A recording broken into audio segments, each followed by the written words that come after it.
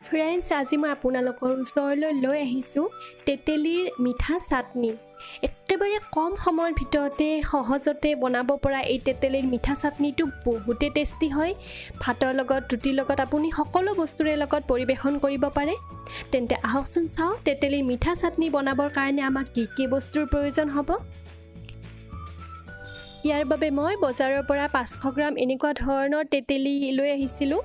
ওপৰৰ বাকলিখিনি গুচাই আছিল, মই মাত্ৰ ঠাৰিখিনি ইয়াৰে পৰা এতিয়া গুচাই ল'ম। মই যেনেকুৱা ধৰণে দেখুৱাই দিছোঁ ঠিক তেনেকুৱা ধৰণে গুচাই ল'ব। গোটেই তেতেলীখিনিৰ পৰা এনেকুৱা ধৰণে ঠাৰিখিনি গুচাই লৈ সৰু সৰুকৈ ভাগ কৰি ল'ব। এয়া চাওক, মই গোটেইখিনি তেতেলী ঠাৰি গুচাই ভাগ কৰি লৈছোঁ সৰু সৰুকৈ। ইয়াৰে পিছতে 500 গ্ৰাম মই মিহি গুড়টো লৈ লৈছোঁ। আপুনি যদি মিহি গুড়টো নাপায়, ডাঙৰ গুড়টো মিহি মিহিকৈ এনেধৰণে কাটি ল'ব। সৰু চামুচেৰে এচামুচ জালুকৰ গুড়ি লৈছোঁ। ইয়াৰে পিছত 1 কাপ পানী লৈছোঁ। প্ৰথমতে মই গেছটো অন কৰি কেৰাহীটোত গোটেই গুড়খিনি এড কৰি দিছোঁ আৰু একেলগতে যি মই 1 কাপ পানী ৰাখিছিলোঁ সেই পানীখিনিও ইয়াতে দি দিছোঁ। এতিয়া গুড় আৰু পানীখিনি মই ভালদৰে মিক্স কৰি ল'ম আৰু এইখিনি 1-2 মিনিটমান সময় ভালদৰে মিক্স কৰি যেতিয়া এনেকুৱা ধৰণে অকণমান উতলি উঠিব হাই ফ্লেমত, তেতিয়া মই ইয়াতে তেতেলীখিনি দি দিম। গোটেইখিনি তেতেলী মই ইয়াতে দি দিছোঁ সাৱধানে আৰু ভালদৰে তল ওপৰ কৰি মিক্স কৰি ল'ম।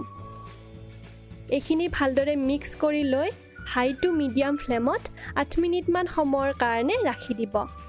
মাজে মাজে এনেকুৱা ধৰণে লৰাই থাকিব কেইমিনিটমানৰ মূৰে মূৰে। আৰু যেতিয়া এই গোটেইখিনি 8 মিনিটমান হৈ পৰিব, তেতিয়া এইখিনি ধুনীয়া গাঢ় হৈ পৰিব আৰু তেতিয়াই আপুনি জালুকৰ গুড়িখিনি এড কৰি দিব। জালুকৰ গুড়িখিনি দিয়াৰ পিছতে পুনৰ ভালদৰে এইখিনি মিক্স কৰি ল'ব আৰু এইখিনি ভালদৰে মিক্স হৈ যোৱাৰ পিছত জালুকৰ গুড়িখিনিৰ লগত আমি গুড়খিনি হৈ উঠিছে নে নাই সেইটো চেক কৰি চোৱাৰ বাবে এটা পাত্ৰত বা যিকোনো বাটি এটাত আপুনি অকণমান ঠাণ্ডা পানী ল'ব আৰু এটোপ বা দুটোপ গুড় এনেকুৱা ধৰণে দি দিব। যদি গুড়খিনি পানীখিনিৰ লগত এনেকুৱা ধৰণে লৰাই দিলে মিক্স হৈ যায়, তেতিয়াহ'লে এইখিনি হোৱা নাই। এয়া চাওক, মোৰ গুড়খিনি মিক্স হৈ যোৱা নাই পানীৰ লগত, তাৰ মানে হৈ গৈছে। এতিয়া মই গেছটো অফ কৰি দিছোঁ আৰু এই চাটনিখিনি ঠাণ্ডা হ'বৰ কাৰণে ৰাখি দিছোঁ। আমাৰ তেতেলীৰ মিঠা চাটনি ঘৰতে বনোৱা ইমান কম সময়ৰ ভিতৰতে তৈয়াৰ হৈ গ'ল চাওকচোন। এইখিনি আপুনি গ্লাছৰ বটলত ভৰাই বহু মাহলৈকে পৰিৱেশন কৰিব পাৰে। এই মিঠা চাটনিটো আপুনি তেতেলীৰ এবাৰ বনাই ট্ৰাই কৰি চাবচোন, বহুতেই টেষ্টি হয়। আৰু কেনেকুৱা পালে মোক জনাবলৈ নাপাহৰিব।